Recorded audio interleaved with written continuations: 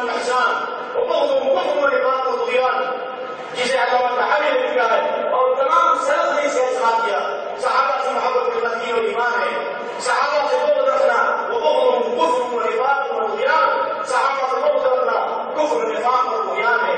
عصمت صحابہ پر جتنی کتابیں ہندوستان کی تاریخ اہل حدیث علماء نے لکھی ہے، اللہ کی قسم کسی جماعت کے لوگوں نے لکھی. عصمت صحابہ پر جتنے کام ہوئے، جمعیت اہل حدیث کے بڑے فوج سے ہوئے، صومالی جمعیت اہل حدیث بمبئی کے بڑے فوج سے ہوئے، اور صومالی جمعیت اہل حدیث کرناٹک کے بڑے فوج سے ہوئے.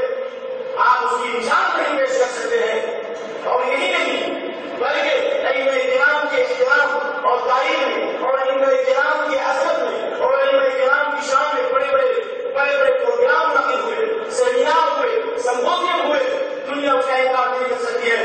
دہشت گردی سے جوڑے دو ظالموں ومن يسير خطيئة ميتا ثم يبني به بديلا فقد احتمل البهتان واثما مبينا.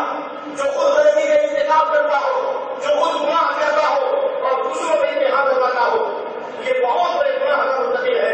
یہ بہت بڑے گناہ کا مرتکب ہے. اور یاد رکھو اللہ رب العالمین فرماتا ہے ان الذين فتنوا المؤمنين والمؤمنات ثم لم يتوبوا ولهم عذاب جهنم ولهم عذاب الحريق.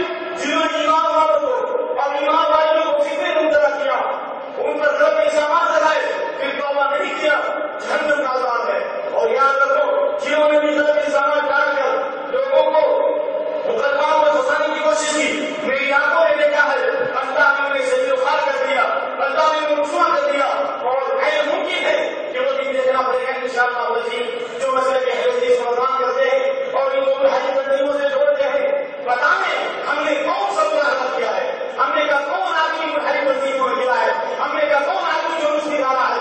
ہم نے دہشت گردی کے خلاف مرکزی جمعیت اہل حدیث سے بڑے پروگرام کیے ہیں.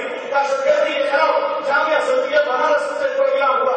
دہشت گردی کے خلاف صومالی جمعیت اہل حدیث بمبئی سے پروگرام ہوا. دہشت گردی کے خلاف جمعیت اہل حدیث کرناٹک اور گوا سے پروگرام ہوا. ایمان اسلام اور اپنے عالم کے نام سے مختلف پرچے اور رسالے جاری کیے گئے. پھر بھی اس کے باوجود ہمارے کے سامنے آتے ہو سنو یہ شیعہ کون ہے؟ شاہ اسماعیل شہید اہل حدیثیوں کے بڑے داعی کہتے ہیں.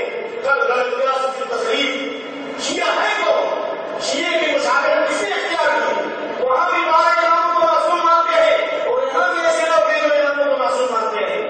شاہ اسماعیل شہید ہندوستان کی آزادی کے روح رواں اور اس ہندوستان کو انگریزوں سے آزاد کرنے کے وغیرہ سے پہلے بڑھانے سید احمد شہید اپنی کتاب تنویر العینین میں لکھتے ہیں خلق الناس بالتقليد وتعسفوا في التزام تقليد شخص معين حتى منعوا الاجتهاد في مسألة ومنعوا التقليد غير الإمام في بعض المسائل.